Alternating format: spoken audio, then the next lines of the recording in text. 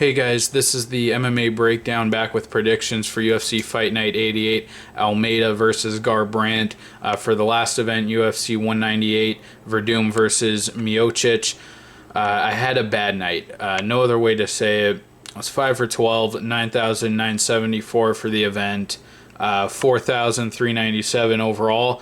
I dropped about 200 spots. I was 4,130, I think, before the event, so I didn't drop too far relative to where I was before the event, so I guess that eases the pain a bit.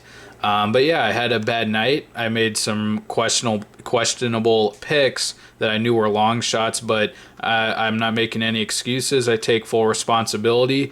I always mention my credentials, not to brag, but people love to hate when you have a bad night. I think I got called the worst predictor on YouTube. I think the guy was joking, but maybe not. But I think finishing in the top 500 the last couple of years isn't too bad, and 4,000 being in the top 4,000, 4,500, I don't think that's too bad either relative to how many people are playing fantasy. But I'm 100% transparent, and I'm coming back for every event no matter what, and I still intend to finish within the top 500 this year. That's my goal anyways, but sorry, I'm on the wrong event here.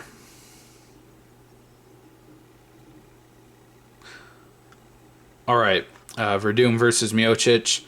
So I'll just scroll through my picks. Yeah, I picked Belfort.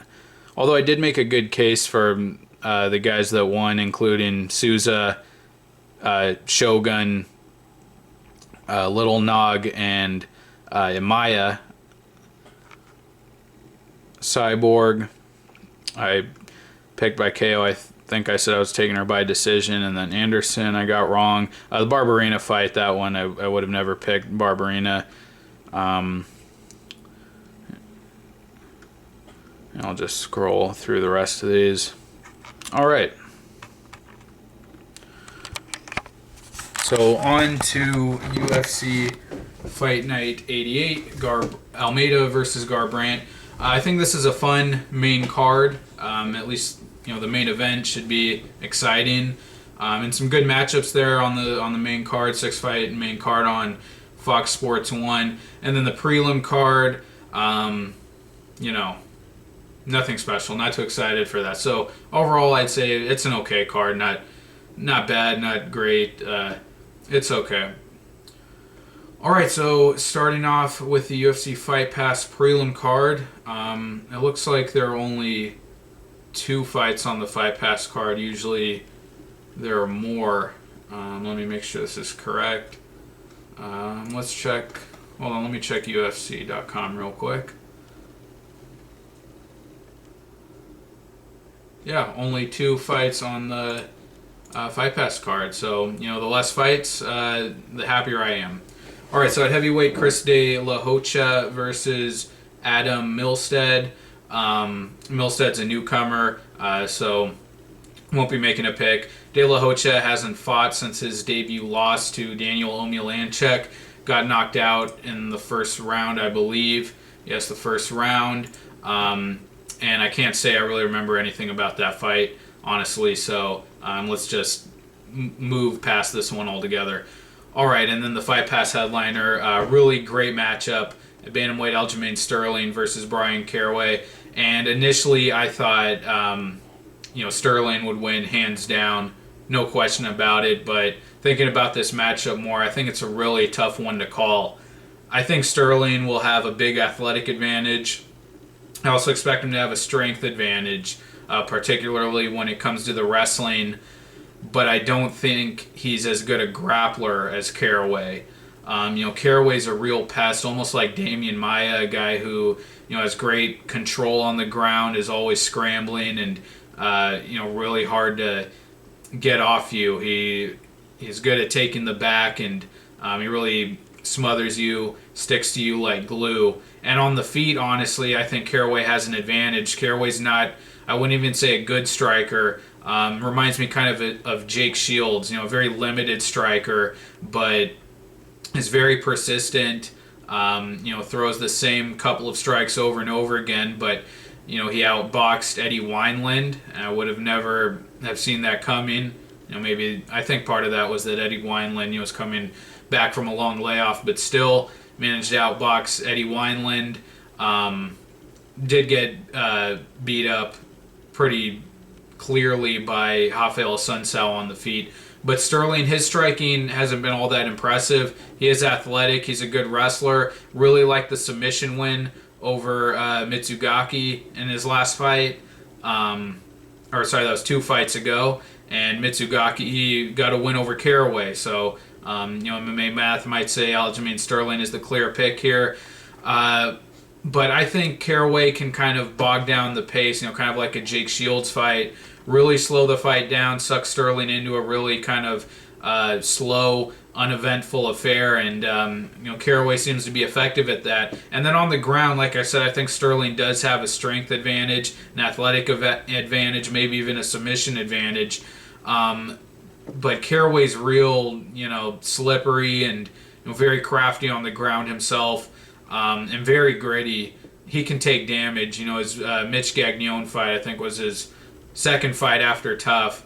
That was a good fight. Go watch it on Fight Pass. Caraway took a lot of damage in that fight. Really got beaten up, but just kept grinding. He kept getting it to the ground, and eventually found his way to Gagnon's back, choked him out. I don't think Caraway's going to get a finish here, but I'm just not sold on Sterling striking. If you look at the guys he's beaten, other than Mitsugaki, Johnny Eduardo, Hugo Viana, Cody Gibson, those aren't top-level fighters. I really want to take Sterling. I'd say that's probably the wiser pick, but I just feel Caraway, he's going to find a way to keep this on the feet, and if it does hit the ground, I think Caraway's good enough there that he won't get stuck in Sterling's mount and might find a way to outposition him and grind him out on the mat. So I know this is another really questionable pick, but I'm going to take Caraway here for a decision in what's going to be, I think, a pretty ugly, lackluster affair. But I'm going to take Caraway for the decision. All right, next up on the Fox Sports 1 prelim card at lightweight, Eric Koch versus Shane Campbell. Eric Koch, I would expect him to win this fight, but it's been a long time since he's fought. It'll be a 2-year layoff, fought May of 2 years ago last, and that was a bad loss to Darren Cruikshank. Got head kick KO'd. I think that was in the first round, too. Yes, it was in the first round. I'm going to assume that Eric Koch hasn't fallen so far to the point where he can't beat Shane Campbell, who isn't a bad fighter, but hasn't really been overly impressive either. And I thought he looked okay against Makdessi. Seems to be a decent kickboxer, was landing good leg kicks on Makdessi before getting knocked out. Had a good performance against Silverio where he outlasted him, had better cardio, and had better wrestling, which was surprising. But then his last fight against James Krause really got dominated, and I expected him to be more competitive there. I picked him to win that fight, actually, but got beaten up on the feet and really got ragdolled in that fight. Eric Koch has fought in better guys, hasn't really gotten that signature win, but has been in there with Lamas, Poirier, a Sunsao who he has a win over. I don't know. I just think Koch, he's a more dangerous fighter. Both submissions off his back. Had Poirier in a triangle choke, and we've seen knockout power from him against the Sunsao, and he's a more powerful striker. Also has a finish over Francisco Rivera. So I'm gonna take him to win this fight. Campbell looks pretty good, but I just think, I think that Koch would have to be a complete shell of himself to lose this fight. And that is a tough fight after a 2-year layoff, I think, but Campbell hasn't really done anything, like I said, overly impressive. hasn't gotten a finish. So I am going to take Koch here. And if he looks like his old self, I think he can get a finish. So I'll take Koch, either by knockout or submission. I don't really know, but that's what I'm feeling. Not a real confident pick, but I'll go with Koch. Next up at middleweight, Jay Collier versus newcomer Alberto Uda. So won't be making a pick. Jay Collier, he was doing well against Vitor Miranda early in their fight, was taking him down a few times, but as soon as they got back up, Miranda nailed him with a head kick, knocked him out. Then after that, he won a decision against Ricardo Abreu in a terrible fight, and then after that, really got pounded on by Dongyi Yang. I remember him going for a knee bar, I think, at the end of the fight, and that's when Yang started to tee off on him on the ground, and it was a pretty brutal finish. So I'm not high on Jay Collier, that's the point. But moving on at lightweight, Abel Trujillo. The initial opponent was supposed to be Carlos Diego Ferreira, but he got a suspension for failing his drug test. And now it's Trujillo versus TBA. And I'll either include this pick in my next predictions video if I do that before the next event, which I should, or I'll just include it in the description once we get an opponent. But I was actually going to take Ferreira in that fight. Abel Trujillo, he's a destroyer in the first round, but he's had problems with his cardio against Tony Ferguson. Even against Jamie Varner, this guy almost got choked out with a north-south choke and looked like he was getting close to getting knocked out on his feet as well before he landed the knockout shot. And I thought he kind of turned things around. His last fight against Tony Sims was more patient, didn't blow his wad like we're accustomed to seeing from him early, and was able to jump on the guillotine and get the win. But yeah, when his opponent is set, I will make a pick for that. All right, next up, the Fox Sports 1 headliner women's bantamweight fight, Sarah McMann versus Jessica Ai. I like McMann here. That's probably going to be another unpopular pick. Jessica Ai, she's gritty. She has pretty good striking, but I don't think she's a dangerous enough striker to create the separation she needs to keep the fight on the feet, to keep McMann off of her, who, for all of her recent losses, has lost 3 of her last 4 fights. Sorry, I was looking at the wrong fighter. McMann has lost 3 of her last 4 fights. She's been fighting, the best fighters in her losses. Miesha Tate, Amanda Nunes, Ronda Rousey. Those are arguably the top 3 fighters at women's bantamweight right now. And got finished in 2 of those fights against Nunes and Rousey. But she's still a really solid wrestler. She's not a submission threat. She doesn't have big ground and pound, and she's not even a good grappler. Miesha Tate, even though I thought McMann won that fight, Miesha Tate really turned the tables on her, out-grappled her pretty badly, and McMann, when she was put on her back, was stuck and couldn't do much. But she is a solid wrestler. I don't know that once it hits the mat that Jessica Ai has the grappling to reverse or to get out of that to get the fight back on the feet. I did look okay against Pena on the ground for a little bit in that first round, and then Pena took over for the next 2 rounds. Like I said, on the feet, Ai's a good striker, but I don't see her being dangerous enough to stop McMann. McMann, put a lot of pressure on Tate early in that fight and even dropped her.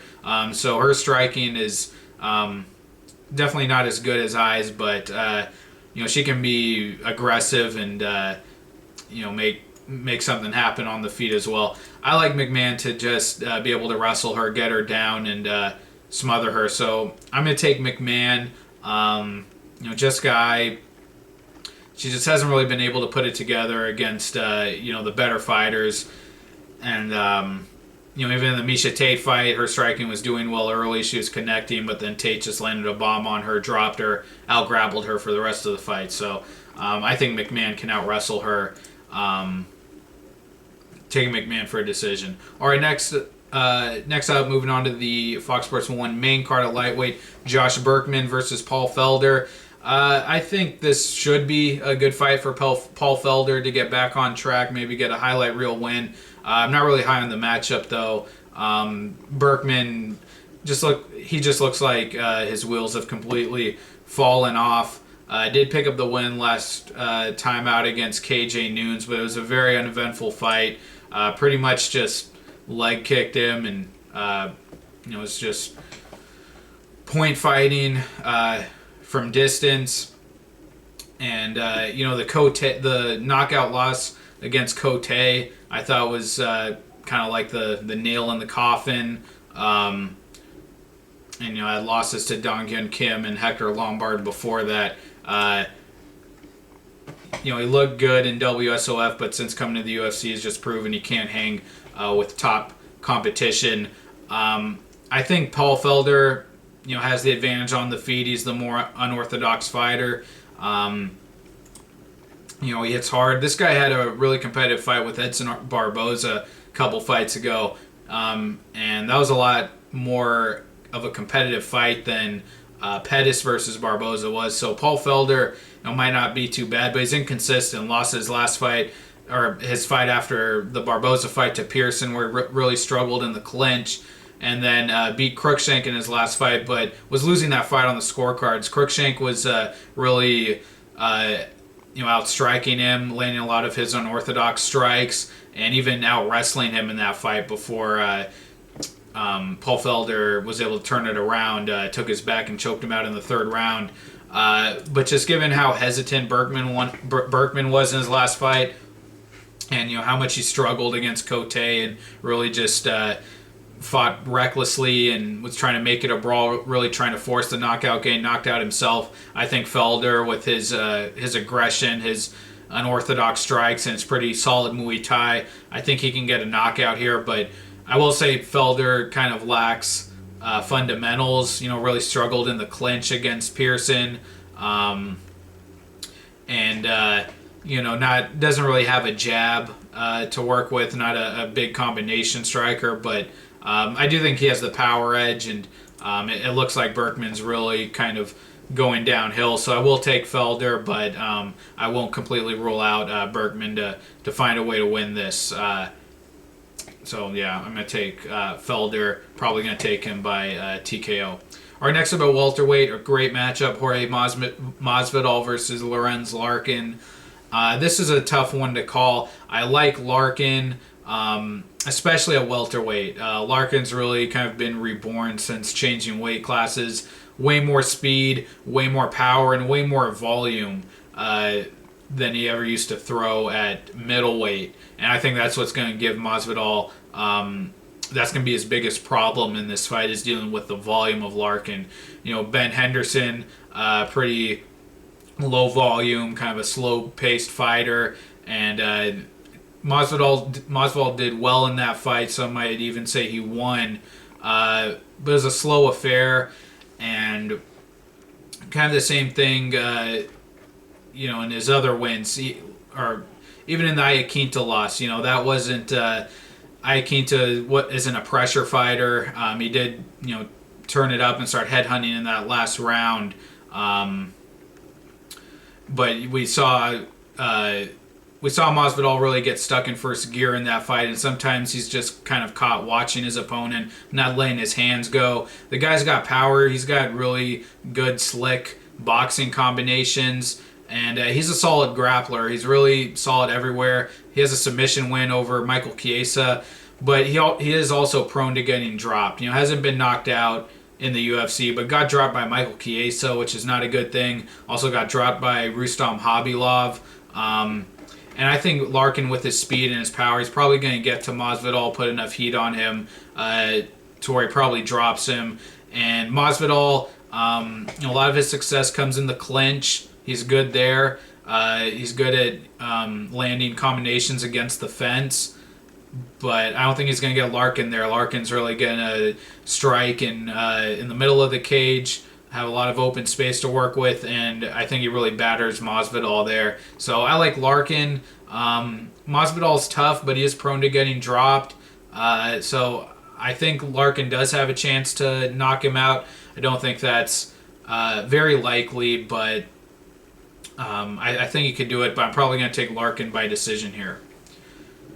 And then Larkin's last fight against Tumenov. That was one of Tumenov's toughest fights before the Nelson loss most recently. But he leg kicked him and really halted Tumenov with those leg kicks. So Larkin's he can hang with good strikers, and while Masvidal's a pretty technical striker, he's not as powerful or as devastating, I think, as Tumenov. So that performance, that win for Larkin, also gives me confidence that he'll win here. All right, next up at middleweight, Chris Camozzi versus Vitor Miranda. This is another matchup I really like. Chris Camozzi won that last fight against Joe Riggs very dominantly. Looked the best that he has in the UFC. But I don't think that's really typical of Camozzi. I mean, he's never done anything like that in his previous fights. I think that was... I mean, I could be wrong. He could really have turned a corner, but I think that was more of Joe Riggs just being a guy who is totally over the hill and just totally debilitated from all the injuries he suffered and being a complete non-threat and a defenseless fighter on the feet. That's kind of what I think that was. If you look at Camozzi's, some of his other losses, like the loss to Lorenz Larkin, he didn't really have an answer for Larkin on the feet in that fight. He got outstruck and he got bloodied up on the feet. I mean, his wins are over Joe Riggs, Tom Watson, and before he got released from the UFC, he was on a 4-fight losing streak. Lost to Bruno Santos, Rafael Natal. And then before that, his wins are over Nick Ring, Luis K. Nicotone. That's not really a high level of competition at all. The one area I think Camozzi has an advantage in this fight and might actually win him the fight is the clinch and the wrestling. Vitor Miranda, like I mentioned earlier with Jay Collier, he got taken down and was being outpositioned on the mat in that fight. And has been taken down, I think, by each of his opponents in the UFC. That's how he lost the tough finale fight to Antonio Carlos Jr. was taken down repeatedly. Hester also took him down, and Guamaraes took him down. But in those fights, especially the last one against Guamaraes, seems like he almost welcomes the takedown because he hit a reversal on him. And that fight, he was able to get up to his feet with it. I think in the Hester fight, hit that reversal and mounted Hester against the cage and finished him from there with ground and pound. But on the feet, Vitor Miranda has proven to be a powerful, technical kickboxer, and that's something I just don't think Camozzi can deal with. I think Camozzi's length, especially in the clinch again, will help in this fight, and I don't think that Miranda's game is really conducive to winning decisions. So if Camozzi can smother him, grind him against the fence, hit some takedowns, control him, I think he stands a chance to winning this decision. But on the feet, even though he looked really great against Riggs in his last fight, I just don't see him being technical or skilled enough to hang with Miranda on the feet. Miranda has a lot more power, hit a really sneaky, I think it was a front leg head kick on Guamaraes in his last fight. I just think Miranda is way too skilled a kickboxer and a dangerous one if this fight stays on the feet for Camozzi to deal with. So I am taking Miranda. I think he can get a finish. Camozzi's pretty tough. Like I said, the Larkin fight, even though he got beat up, he went the distance with him. So, and Miranda's not really a high volume striker, but he's an accurate one, makes all of his strikes count. So I think he could finish Camozzi, but I don't know. And then if he doesn't, I'm not sure how comfortable I feel saying Miranda wins a decision because we've seen he can be taken down, he can be controlled in the clinch and on the ground. But I still like Miranda. I just think that kickboxing is going to be too big a hurdle for Camozzi to overcome. So I'm taking Miranda to win in one form or another, either decision or TKO. But I think Camozzi has a chance. All right, next up at welterweight, Tarek Saffiedine versus Rick Story. This is going to be another upset pick. that I'm going to make. I'm taking Story, and I actually feel pretty confident about it. I don't really see how Saffiedine wins this fight at all. Story's boxing has really been improving over his last couple of fights. Started with that Quinn Mulhern TKO, and then he really outboxed Brian Ebersol and Gunnar Nelson, who just came off of a great performance. Story totally outboxed him badly for 5 rounds, dropped him in the 5th round. The Mike Pyle fight, lost that one, but dropped him. And what other fights? I lost to Gastelum, but the Leonardo Mafra win. Point is that Story's boxing has really improved. He's become a pretty high volume boxer. He's got tight combinations. Putting combinations together, not a headhunter. Well, he's a powerful striker, but not just looking for the one big shot. He's putting his combinations together, and I think that's just gonna be too much for Saffiedine to deal with, who will have the technical advantage, but Saffiedine's just not a dangerous fighter. Even going back to Strikeforce, he couldn't even finish Marquardt when he had his legs kicked to death. Marquardt, had no legs to stand on in that fight. And I don't know if it's because he's not a dangerous fighter. Maybe it's just he's unwilling to finish. But the Hyun-Gyu Lim fight, same thing. He was dropping him with leg kicks late in that fight, and Lim was still able to hang around and went crazy late in that fight, charged after him, and managed to make it a somewhat competitive fight, and it shouldn't have been. And his chin is going too. He suffered a brutal knockout loss to Rory McDonald. And then his last fight against Ellenberger, against an over-the-hill shot Ellenberger, he didn't do much, barely outpointed him, and still got clocked in that last round, got cracked and dropped, I think, right at the bell. So I don't trust his chin at all. I don't think he's going to deal well with the pressure of Story. I just think the volume and pressure of Story and the boxing, I think eventually Story will connect and put him out. So I really like Story here. I think he gets the knockout. All right, next up at featherweight, Renan Barao versus Jeremy Stephens. This is a tough one to call. It really is, just because Barao, I don't think is the level of fighter he once was. I think that was kind of clear in his Mitch Gagnon win. I think that was kind of clear in that Gagnon win after the first Dillashaw loss. He just looked hesitant against a guy who wasn't a bad fighter, but wasn't nearly the level of Dillashaw. And Gagnon made that a gritty fight on the feet. Barao eventually got him down and subbed him with the arm triangle choke, and I think that's what's going to save Barao in this fight and give him the win, is the wrestling and the grappling. We've seen Stephens is just not good there at all on the ground. I mean, had a horrible performance against Oliveira. Could not keep that fight on the feet for any length of time. Anytime Oliveira got within arm's distance of him, he got him down and instantly had him in a near fight-ending submission. But Barao, he might be completely gone. I wonder if this might be an Anthony Pettis situation where the guy was great and used to be the champion at championship level, and now he's just completely gone, no confidence, might have a shot chin. And if that's the case, if Stephens puts volume on him, Stephens definitely has the power to capitalize and put him away. I think if Barao's hesitant and shot. Stephens, I thought he came back well against Bermudez, struggled with the wrestling a bit in that fight, and then knocked him out on the feet. Didn't look good at all against Holloway in his last fight. But a couple years ago against Cub Swanson, had a decent performance where they went the distance, and I think that was a split decision. He took a couple of rounds on Swanson. So Stephens is definitely a capable striker.